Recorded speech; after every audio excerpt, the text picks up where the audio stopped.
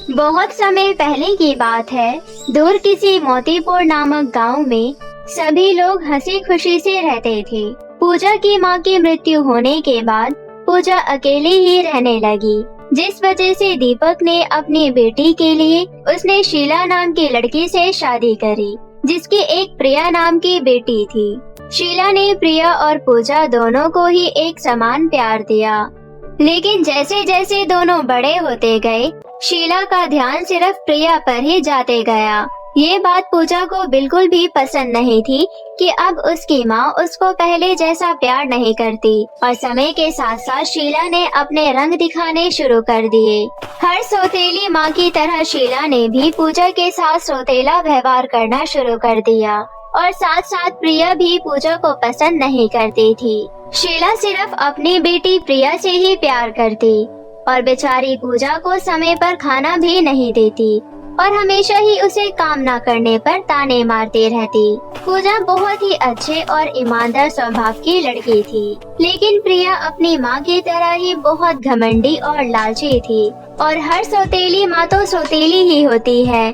भले ही शीला और प्रिया पूजा के साथ सौतेला व्यवहार करती, लेकिन पूजा ने हमेशा से ही उन दोनों को अपना माना। इतने अत्याचार करने के बाद भी आज तक पूजा ने कुछ नहीं कहा, लेकिन फिर भी उसे दिल से बहुत बुरा लगता कि उसकी सौतेली बहन और सौतेली माँ उसके साथ ऐसा क्यों कर रही है। शीला पूजा से काम करवा रही थी, यहाँ तक तो ठीक था, लेकिन अब शीला पूजा से ज्यादा काम करवाने लगी और उसको 2 दिन में एक बार ही खाना देती, वो भी अगर काम पूरा होता तब। और प्रिया का क्या था, वो अपनी जिंदगी में बहुत मजे कर रही थी और बहुत ही खुशी से रह रही थी। वो अपनी माँ को बिना बताए भी कहीं घूमने चली जाती तो शीला उसे कुछ नहीं कहती, और अगर वहीं पूजा किसी काम से बाहर जाती तो शीला उसे मारती और खाना भी नहीं देती। दीपक को इन सारी बातों का कुछ नहीं पता था, क्योंकि दीपक के आते ही दिखाने के लिए शीला घर के काम करने लगती और पूजा के ऊपर प्यार जताने लगती। पूजा डर से कुछ नहीं बताती थी, क्योंकि शीला ने उसे धमका रखा था। अब वो यही सोचती थी कि इससे अच्छे तो वो अकेली ही रहती, क्योंकि उसकी सौतेली माँ के आने से उसके ऊपर बस अत्याचार ही हो रहा था। जब भी दीपक आता तो पूजा चाहती कि वो सारी बातें अपने पिता को बता दे, लेकिन फिर उसे अपनी माँ की बात याद आती है कि शीला ने कह रखा था कि अपने पिता को ये सारी बातें नहीं बताना, वरना वो उसकी बहुत पिटाई करेगी। और यही सोचकर पूजा ने अभी तक अपने पिता को कुछ नहीं बताया। पूजा एक समय पर ही खुश रहती, वो रात के समय जब उसके पिता आ जाते, वो थोड़ा समय अपने पिता के साथ बिताती और खुशी खुशी रात में सो जाती, वरना पूरे दिन वो उदास ही रहती। काम करते करते वो बहुत थक जाती, लेकिन शीला या प्रिया को इन सारी बातों से कोई फर्क नहीं पड़ता था। शीला तो बस यही चाहती थी कि उसके घर का काम होते रहे। शीला को पूजा से कोई भी मतलब नहीं था, वो काम के लिए ही पूजा से बात करती, वरना प्रिया और शीला पूजा से बहुत नफरत करती। वैसे ही दोनों के दोनों बेचारी पूजा को हर वक्त ताने मारती रहती कि उसकी माँ उसे छोड़कर चली गई और हमारे पल्ले छोड़ गई। किसी तरह पूजा अपनी उदास जिंदगी जी रही थी। रात को वो घर का सारा काम करके लेट सोती और सुबह सुबह जल्दी उठती। उसको थोड़ा ही समय मिलता आराम करने का, लेकिन अगर शीला उसे दिन में आराम करते वक्त देख लेती तो उसको बहुत मारती। एक दिन पूजा आराम से बैठकर खाना खा रही होती है, तभी शीला आती है और कहती है, अच्छा जी, तो ये महारानी आराम से बैठकर खाना खा रही है, शायद इसको मेरी आवाज सुनाई नहीं दे रही। क्यों रे करम चली, इतने देर से आवाज लगा रही हूँ, सुनाई नहीं देता? माँ, मैं बस खाना खा रही थी, मुझे थोड़ी ज्यादा भूख लगी थी, इसलिए मैंने सोचा कि पहले खाना खा लेती हूँ, फिर घर के काम कर लूंगी। हाँ, अब तो तुझ घर की नौकरानी है, ज्यादा महारानी बनने की कोशिश मत कर, जा कामों में लग जा। हाँ माँ, थोड़ा सा ही खाना बचा है, खा लेती हूँ, फिर कर दूंगी। अच्छा, तो अब तेरी तो जबान निकल आई है, कुछ दिनों से तू मेरे को जवाब देने लगी है। तेरी इतनी हैसियत नहीं कि तू मुझे अब उल्टा जवाब दे। एक तो तुझे इस घर में रहना और खाना दे रही हूँ, लेकिन फिर भी इन्हें आराम चाहिए, दिन भर बस आराम ही करती रहती है। माँ, ये बात मेरी समझ से बाहर है कि आप मुझसे इतना काम क्यों करवाती हैं? क्यों करवाती हूँ? क्योंकि तू मेरी सौतेली बेटी है। पहले भी तो आप मुझे प्यार करती थी ना, लेकिन आप अब सिर्फ प्रिया को ही प्यार करती हैं। आप जितना काम मुझसे करवाती है, उतना काम अगर आप प्रिया को कहेंगे तो प्रिया तो उसका आधा काम भी नहीं करेगी। मैं अपनी बेटी को काम करने के लिए क्यों कहूँगी? वो मेरी बेटी है और मैं चाहती हूँ कि वो एकदम ऐशो आराम से रहे। उसे बड़ा करके मुझे नौकर नहीं बनाना है। हाँ तो माँ, मुझे भी बड़ा होकर नौकर नहीं बनना है। अब मैं परेशान हो चुकी हूँ आपके तानों से और मैंने सोच लिया है कि आज मैं पिताजी को बता दूंगी कि आप मुझ पर कितने अत्याचार करती हो। अच्छा ठीक है, बताती हो। शायद तुझे पता नहीं कि उसके बाद तेरा क्या होगा।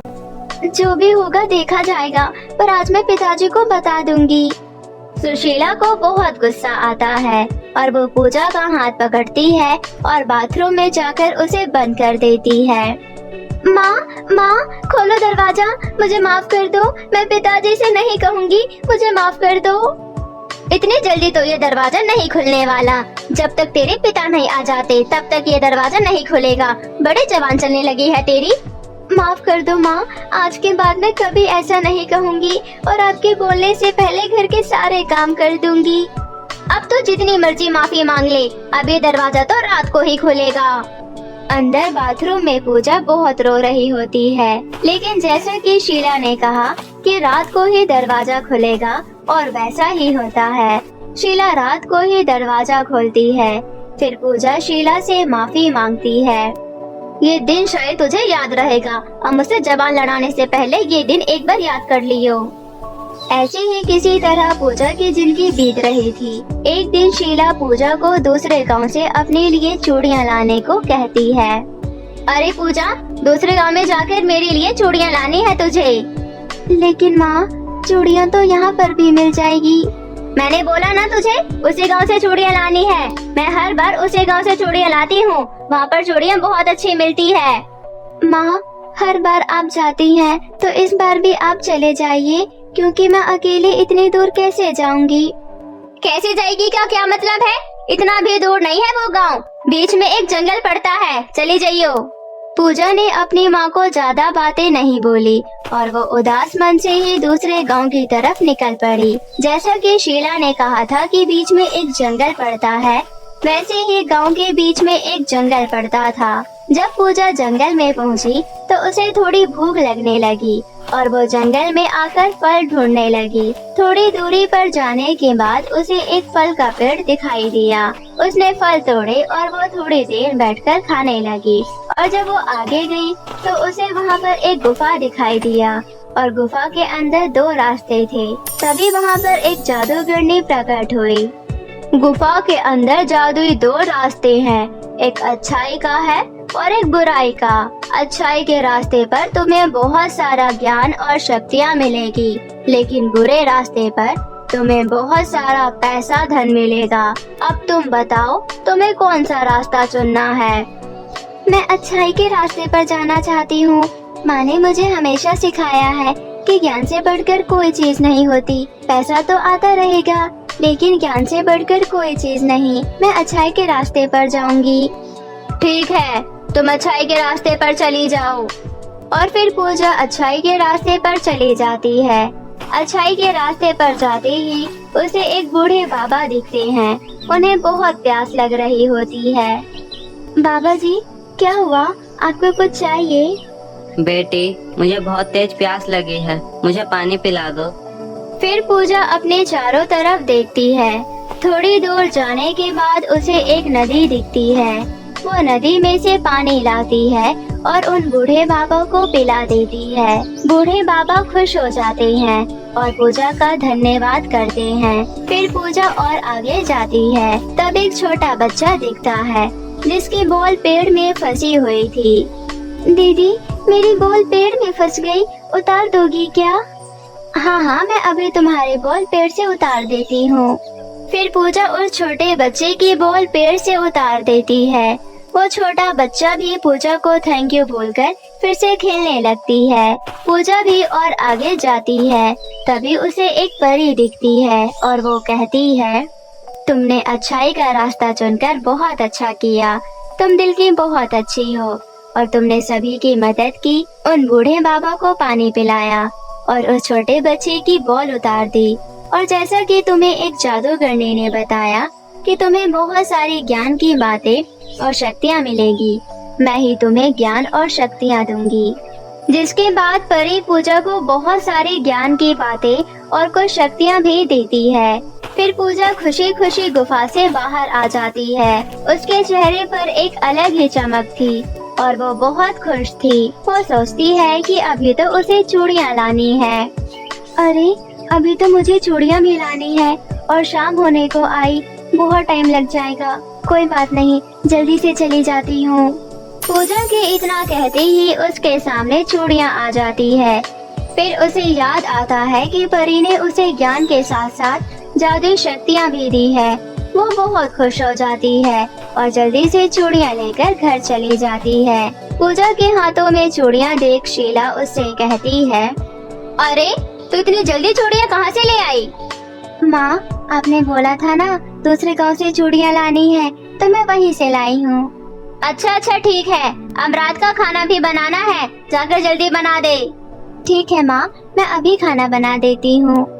फिर वो सोचती है, मेरे पास तो जादुई शक्ति है, जादुई शक्ति मेरे घर का खाना बना दो। और वो देखती है कि उसका सारा खाना बना हुआ है। वो खुश हो जाती है और ऐसे ही अब शीला जो भी कहती, पूजा तुरंत ही वो सारा काम खत्म कर देती। लेकिन शीला को ये बात समझ नहीं आ रही थी कि वो अब इतनी जल्दी काम कैसे कर देती है। और अब वो ज्यादा शीला से खाना भी नहीं मांगती, क्योंकि वो अपनी जादुई शक्तियों से ही खाना भी लाती थी और खा लेती थी। शीला को कुछ समझ नहीं आता। वो अपनी बेटी प्रिया को सारी बातें बताती है। अरे बेटी, प्रिया को कुछ दिनों से देख रही हूँ, ये लड़की घर का सारा काम कर लेती है और वो भी इतनी जल्दी। इसने आज तक इतनी जल्दी काम नहीं किया। हाँ माँ, और मैं भी देख रही हूँ इसके पास 2-3 नई फ्रॉक भी आ गई है। मुझे लगता है कुछ गड़बड़ है, हमें पता लगाना पड़ेगा। हाँ, हमें पता लगाना चाहिए कि क्या बात है। ऐसा सोचकर दोनों माँ बेटी पूजा के पास जाती हैं। फिर शीला कहती है, पूजा अब सारी बातें सच सच बता दे। कुछ दिनों से देख रही हूँ तो घर के सारे काम जल्दी कर लेती है और तेरे पास अच्छे कपड़े भी है। बता फिर ये सब तू कैसे करती है?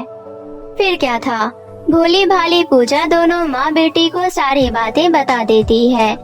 दोनों के ही मन में लालच आ जाता है। बेटी, तूने सुना ना, तू एक काम कर, तू भी उस गुफा के पास जा और तू इसमें बुराई का रास्ता चुनियो। ये लड़की तो पागल है जो कि ज्ञान की बातें सुनकर आई है। तो बुराई के रास्ते पर जाइयो और वहाँ से बहुत सारा सोना पैसा लेकर आइयो, फिर हम जल्द ही अमीर हो जाएंगे। माँ, लालच गलत बात है। बुराई के रास्ते पर जाने के बाद ऐसा ना हो कि प्रिया के साथ कुछ बुरा हो जाए। तुझसे किसी ने तेरी राय नहीं मांगी है। मेरी बेटी बुराई के रास्ते पर ही जाएगी और देखियो वो वहाँ से बहुत सारा सोना पैसा लेकर आएगी। तेरी तरह नहीं है वो, बेवकूफ कहीं की। फिर पूजा के बताए हुए रास्ते पर प्रिया चली जाती है और जिस तरह पूजा को जादूगरनी मिली थी, उसी तरह प्रिया को भी जादूगरनी मिलती है। और जादूगरनी ने उसे अच्छाई के रास्ते पर क्या होगा और बुराई के रास्ते पर क्या होगा वो सारी बातें बताती है। और प्रिया अपनी माँ के कहने पर बुराई के रास्ते पर चली जाती है। प्रिया सीधा बुराई के रास्ते पर जाने लगती है। बुराई के रास्ते पर जाते जाते उसे एक चुड़ैल मिलती है।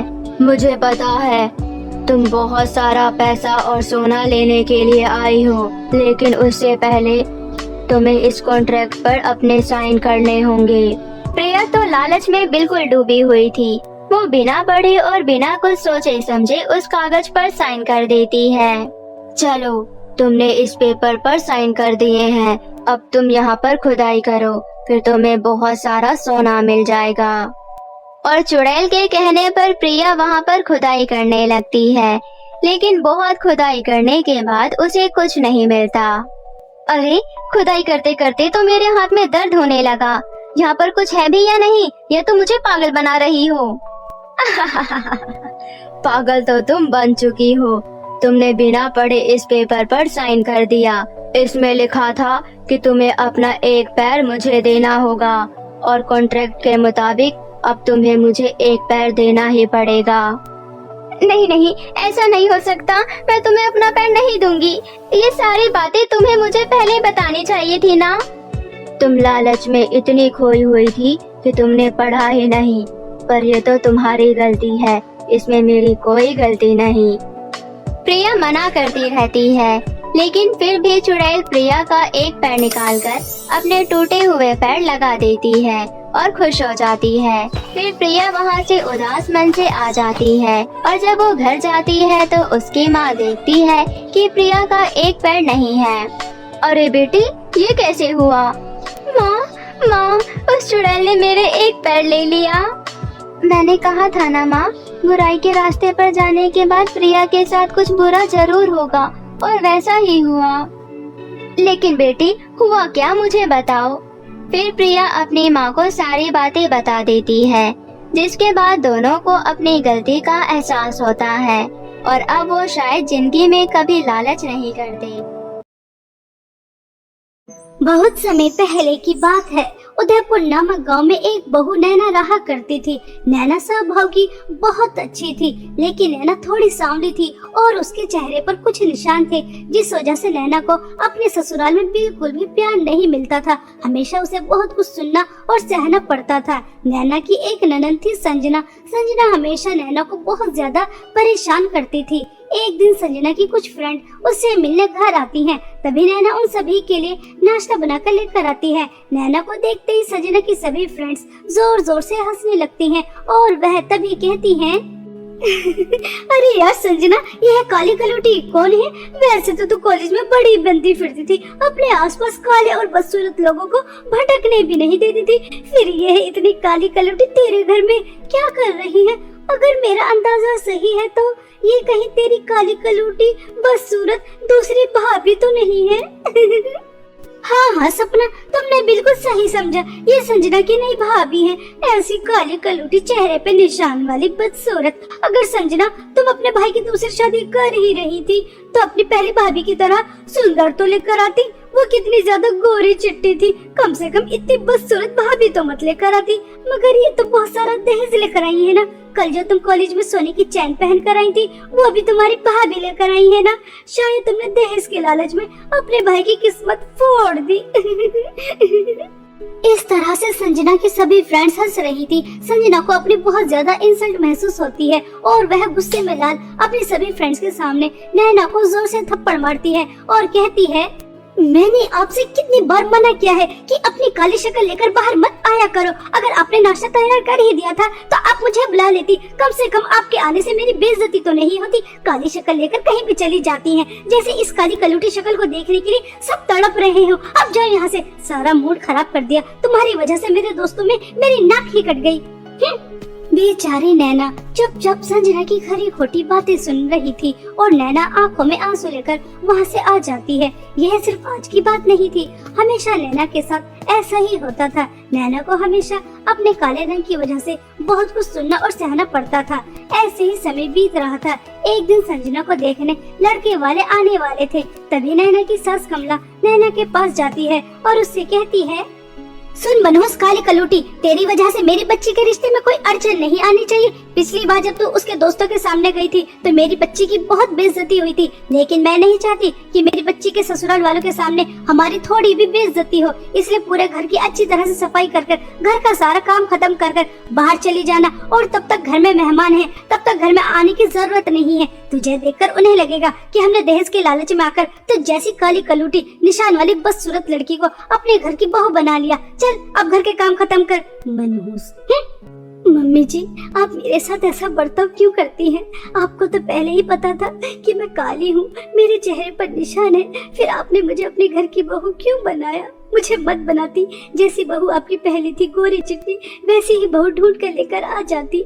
आपके बेटे भी मुझसे नाराज रहते हैं, मेरी तरफ देखना भी पसंद नहीं करते, हमेशा मुझे खरी खोटी सुनाते रहते हैं। आप भी मुझसे प्यार नहीं करती। क्या आप मुझे अपने घर की नौकरानी बना के लेकर आई थी? मैं इस घर की बहू हूँ। आप मेरे साथ ऐसा बर्ताव मत किया करें, मुझे बहुत दुख होता है।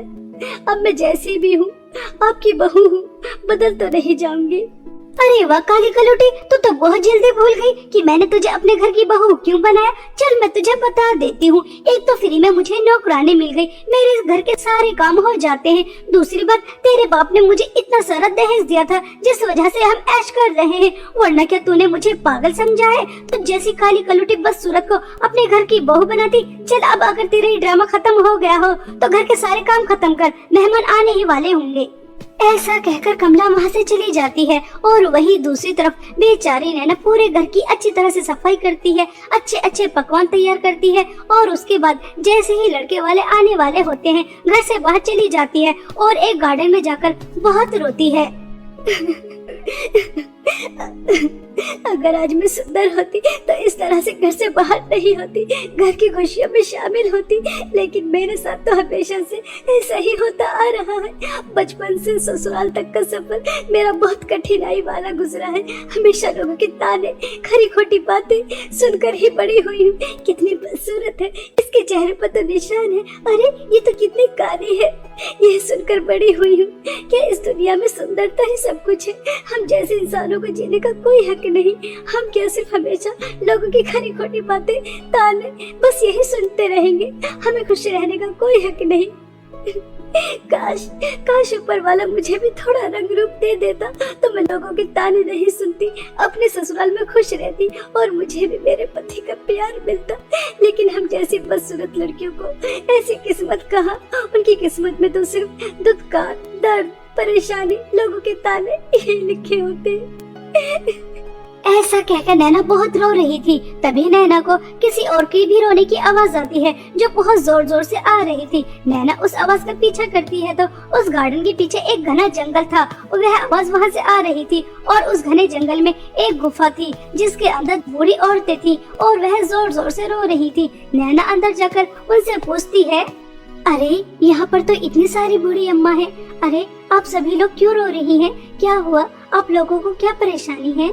बेटा हम बुढ़िया नहीं हैं, हम तो परी लोग की सबसे ज्यादा सुंदर परियां हैं, लेकिन हमें एक जादूगरनी ने ऐसा बना दिया और उस जादूगरनी ने हम सभी की सुंदरता एक जादुई लिपस्टिक के अंदर कैद की है और वह जादुई लिपस्टिक बादलों में है और बादलों से जादुई लिपस्टिक लाना आसान नहीं है क्योंकि बादलों में दो जादुई लिपस्टिक है और एक बार तुमने जिसे भी छू लिया बस तुम उसे ही लेकर आ सकती हो। अब ये कैसे पता चलेगा कि जादुई असली लिपस्टिक कौन सी है जिसमें हमारी सुंदरता है? अगर कल तक हम परी लोग वापस नहीं गए तो बहुत बड़ा अनर्थ हो जाएगा।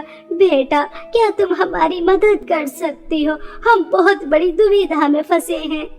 हाँ अम्मा जी, मैं आप लोगों की मदद जरूर करना चाहूंगी, लेकिन मैं बादलों में कैसे जाऊंगी?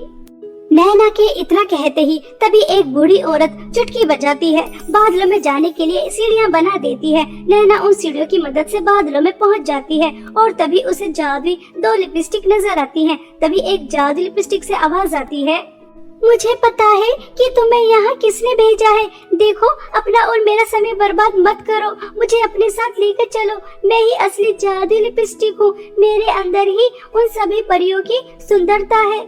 लेकिन मैं सोच रही हूँ इन सब में तुम्हारा क्या फायदा? तुम्हें तो कुछ भी नहीं मिलेगा। तुम यह जादुई लिपस्टिक ले जाकर उन सभी परियों को दे दोगी मगर तुम्हें तो कुछ भी नहीं मिलेगा। अगर तुम मुझे अपने साथ लेकर जाती हो और उन परियों को मुझे नहीं देती तो तुम्हें मुझे लगाने का एक मौका मिलेगा और उन सभी परियों की सुंदरता तुम्हें मिल जाएगी। तुम दुनिया की सबसे सुंदर लड़की बन जाओगी। जल्दी जल्दी मुझे अपने साथ लेकर चलो।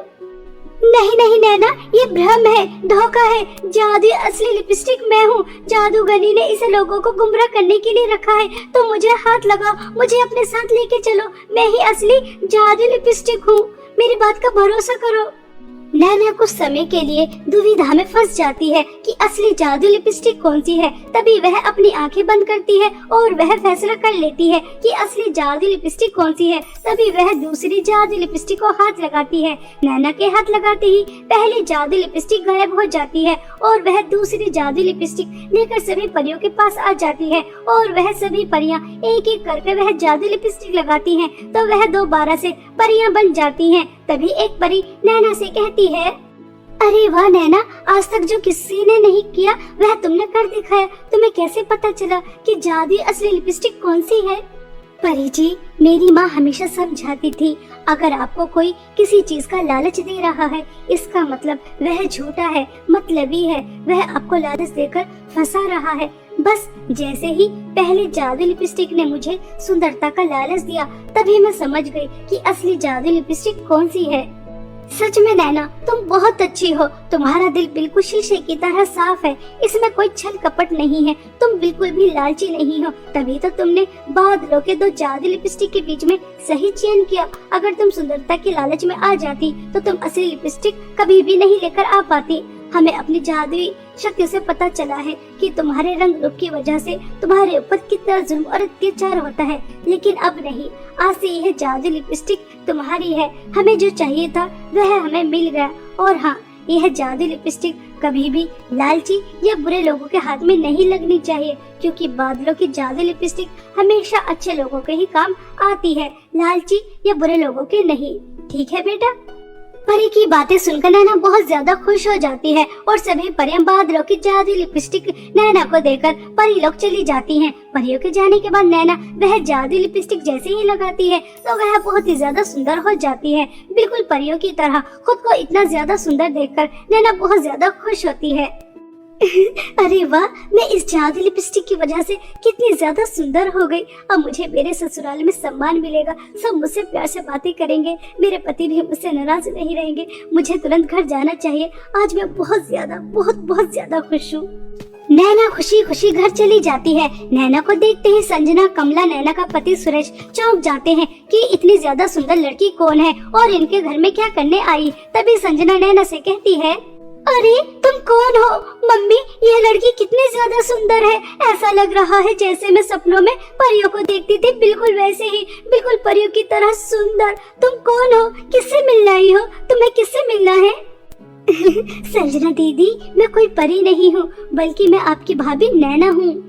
नैना? नैना तो इतनी काली कलूटी बदसूरत थी, अचानक इतनी ज्यादा सुंदर कैसे हो गई? मम्मी जी, मुझे परियों ने जादुई लिपस्टिक दी, जिसे लगाते ही मैं इतनी ज्यादा सुंदर हो गई। अब तो आप मुझे काली कलूटी बदसूरत नहीं कहेंगी, मुझसे प्यार से बात करेंगी। मम्मी, रात बहुत ज्यादा हो गई, मुझे नींद आ रही है, मैं सोने जा रही हूँ। सुबह जल्दी उठकर आप सभी के लिए नाश्ता भी तो बनाना है।